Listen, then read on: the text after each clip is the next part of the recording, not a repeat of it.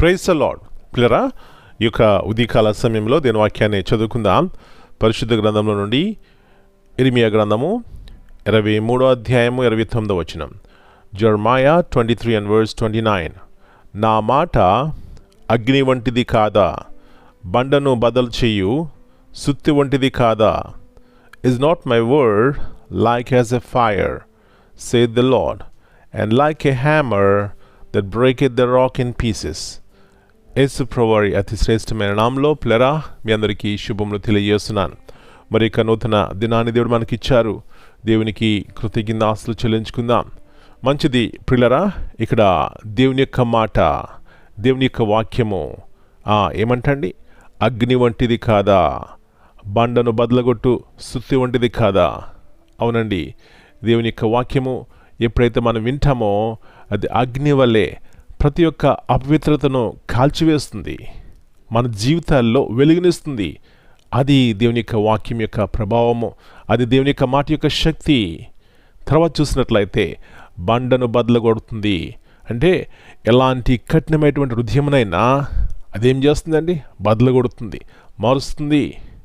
నా ప్రియ సహోదరి, ఈ ఉదయకాల సమయంలో ఏవేవో చేస్తే మనుషులు మారరు, కానీ దేవుని వాక్యము ద్వారా వారు మారుతారని సత్యాన్ని జ్ఞాపకం చేసుకుని వాక్యము ద్వారా, ప్రార్థన ద్వారా కుటుంబాలు రక్షించుకుందాం.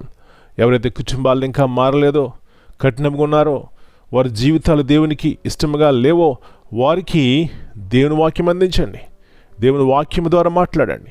అప్పుడు వారి జీవితాలు మార్చబడతాయి.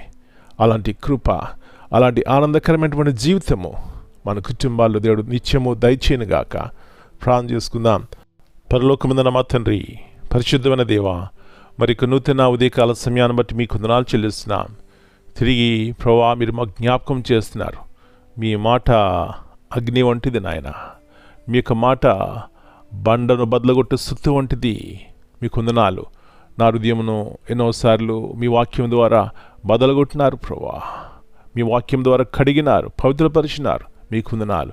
అవును, మీరే యేసు ప్రభువా, వాక్యమైనటువంటి దేవా, ఈ లోకంలోకి వచ్చి నా కొరకు, మా కొరకు ఆ కల్వరిలో చేసినటువంటి త్యాగాన్ని బట్టి ప్రభువా, మీ కుమారులుగా మమ్మల్ని చేసుకున్నారు. అందుని బట్టి మీకు వందనాలు.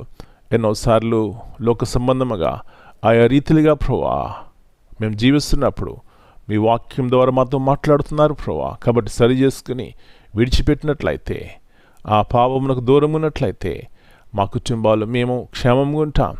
కుటుంబాల్లో నెమ్మది ఉంటుంది, ఆరోగ్యం ఉంటుంది ప్రభువా. అందుకంటే ముఖ్యంగా దేవుడిచ్చే గొప్ప సమాధానం ఉంటుంది. కాబట్టి ప్రభువా, మీ వాక్యం ద్వారా మమ్మల్ని మేము నింపుకోవడానికి, మా కుటుంబాల్లో మీ వాక్యము ఏలుబడి చేయడానికి సహాయం ఇచ్చేయండి. మా పిల్లలందరూ మీరు దర్శించండి. కుటుంబాల్లో సమృద్ధికరమైనటువంటి సమాధానంతో నింపండి నాయన. మీ వాక్యం ఎక్కడ ఉంటుందో అక్కడ సమాధానం ఉంటుంది, తగ్గించుకునే ఆత్మ ఉంటుంది, నెమ్మది ఉంటుంది, సంతోషం ఉంటుంది, సమాధానం ఉంటుంది. కాబట్టి కృప చూపెట్టి మీ ఆత్మ ద్వారా మమ్మల్ని బలపరచమని, ఈ దినమంతా మీరు కింద భద్రపరిచి ప్రతి కీడు అపాయాలను తప్పించి ప్రభువా సహాయం చేయమని యేసు ప్రభువారి అతి శ్రేష్టమైన నామమును బట్టి ప్రార్థన చేస్తున్నాను తండ్రి. Amen. God bless you all. My dear brothers and sisters, greetings in the precious name of our Lord and Savior, Jesus Christ. In this morning time we read from Jeremiah 23:29. The Bible says, "Is not my word like fire, declares the Lord, and like a hammer that breaks a rock in pieces." God's word is not ordinary. It is powerful and transformative. Like fire, it burns away impurity, bringing light, warmth, and purification. Like a hammer, it breaks the hardest hearts, tearing down pride, stubbornness, and sin.